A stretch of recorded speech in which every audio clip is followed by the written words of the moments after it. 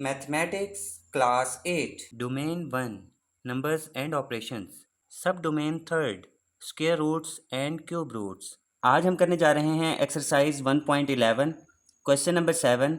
Question number 7 given है if the volume of a cube shape is 3375 cubic centimetre. यानी कि अगर हमारे पास एक क्यूब शेप का वॉल्यूम 3375 मकाब सेंटीमीटर हो, then what is the measure of the edge of the cube, तब मकाब के किनारे की पैमाइश क्या होगी। यानी कि हमारे पास क्यूब शेप का वॉल्यूम दिया हुआ है, हमने उसके किनारे यानी कि एक साइड की लंबाई फाइंड करनी है। तो आइए चलते हैं क्वेश्चन नंबर 7 के सॉल्यूशन की तरफ। एक्सरसाइज 1.11 क्वेश्चन नंबर 7 सॉल्व करने से पहले हम इसकी स्टेटमेंट एक दफ़ा दोबारा से रीड कर लेते हैं। If the volume of a cube shape is 3375 cubic centimetre, then what is measure of the edge of the cube.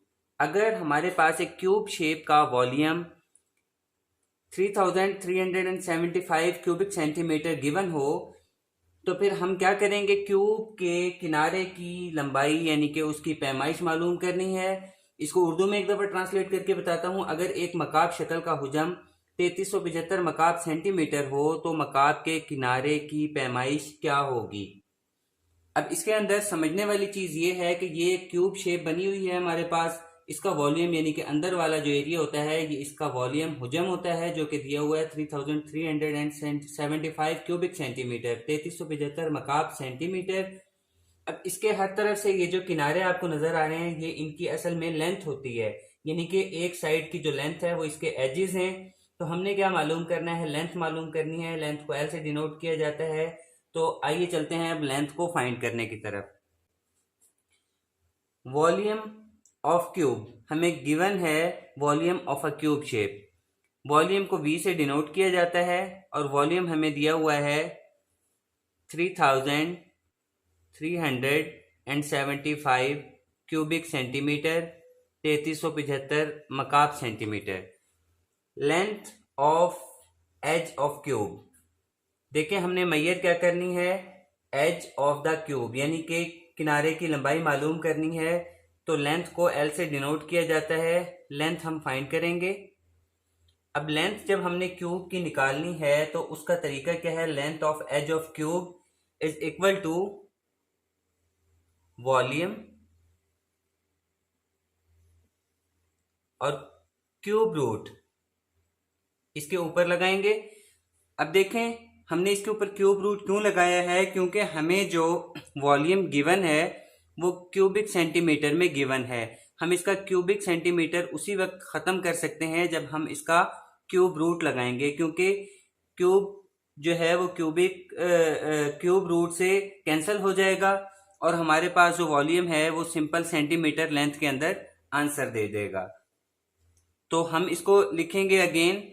Volume हमारे पास गिवन है 3375 क्यूबिक सेंटीमीटर। इसका क्यूब रूट लगाएंगे यानी कि जजरुल मकाब इसके ऊपर लगाएंगे। अब इसको हल करने का तरीका आप जानते हैं कि जब भी हमने क्यूब रूट निकालना है तो हम इसकी प्राइम फैक्टराइजेशन करते हैं। तो आए मैं आपको यहाँ पर प्राइम फैक्टराइजेशन करके दिखाता हूँ। 3375 3375 इसकी हम मुफरी तजज़ी करने जा रहे हैं। अब इसकी मुफरी तजज़ी के लिए मुझे लास्ट में 5 नज़र आ रहा है। इसका मतलब है कि ये जो नंबर है 5 पर डिवाइड होता है, 5 पर डिवाइड करेंगे। 3 स्मॉलर नंबर है, इसके साथ ये वाला 3 मिलाया तो 33। 5 6 दाग 30, 5 6 30। 33 में से 30 माइनस करेंगे तो 3 रिमाइंडर आएगा। 3 के साथ 7 मिलाएंगे तो 37। 5 7 दा 35।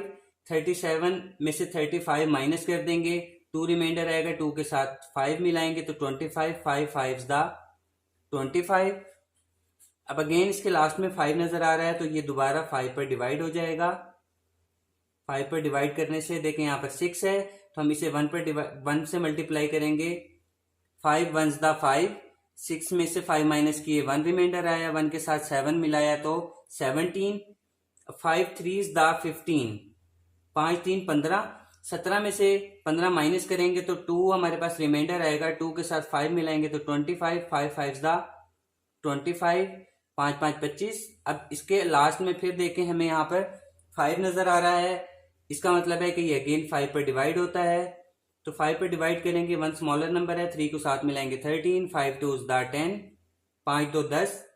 13 में से 10 को माइनस करेंगे, 3 रिमाइंडर आएगा, 3 के साथ 5 को मिला दिया तो 35 हो गया। 5 7 दा 35, 5 7 35। अब ये जो 27, 3 के टेबल फौरन से याद करें। 3 9 दा 27, 3 9 27। 9 को भी 3 पे डिवाइड कर सकते हैं, 3 3 दा 9, और लास्ट में 3 है तो 3 पर ही डिवाइड करके 3 1 दा 3 करेंगे। लास्ट में हमने 1 बनाना होता है। हमारी प्राइम फैक्टराइजेशन कंप्लीट हो गई। इसमें देखें 3 टाइम्स 5 है और 3 टाइम्स ही 3 है। हम इसे बिल्कुल सेम एज इट इज लिखेंगे, मल्टीप्लाई करके 5 multiply by 5 multiply by 5 multiply by 3 multiply by 3 multiply by 3। अगर इन डिजिट्स को आपस में मल्टीप्लाई कर दिया जाए तो इन द एंड हमारे पास यही वाला आंसर आएगा 3375। इसके ऊपर क्यूब रूट लगा हुआ है तो हम क्यूब रूट लगा देंगे। अब इनके 3 3 के पेयर्स बनते हैं, सेट बनते हैं, तो ये 5 3 टाइम्स है, हम 5 की पावर 3 लिख सकते हैं, मल्टीप्लाई बाय यहाँ पर 3 3 टाइम्स मल्टीप्लाई हो रहा है, इसका मतलब है 3 की पावर भी 3 लिखी जाएगी। जितनी मर्तबा कोई भी नंबर मल्टीप्लाई हो रहा है वो उसकी पावर बन सकती है। अब इसका क्यूब रूट लगाएंगे। अब यहाँ पर इन दोनों का ये क्यूब रूट है तो लिहाजा हम इसका क्यूब रूट अलग अलग लिख सकते हैं। 5 क्यूब रूट मल्टीप्लाई बाय 3 का मकाब लिखेंगे और इसके ऊपर जजरुल मकाब लगा देंगे।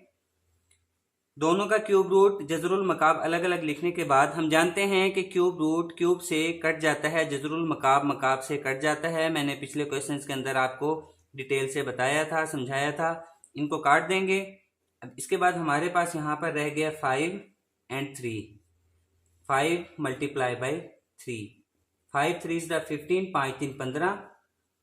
अब हमारे पास यहाँ पर जो सेंटीमीटर क्यूबिक आ रहा था इसको भी साथ में ऐसे ही चलाएंगे। मैंने पहले इसलिए नहीं लगाया ताकि आपको ज़्यादा कंफ्यूजन ना हो। अब यहाँ पे आपका कॉन्सेप्ट बिल्कुल इजीली क्लियर हो जाएगा कि क्यूबिक सेंटीमीटर जो यहाँ पर चलता आ रहा था, यहाँ पर ये क्यूबिक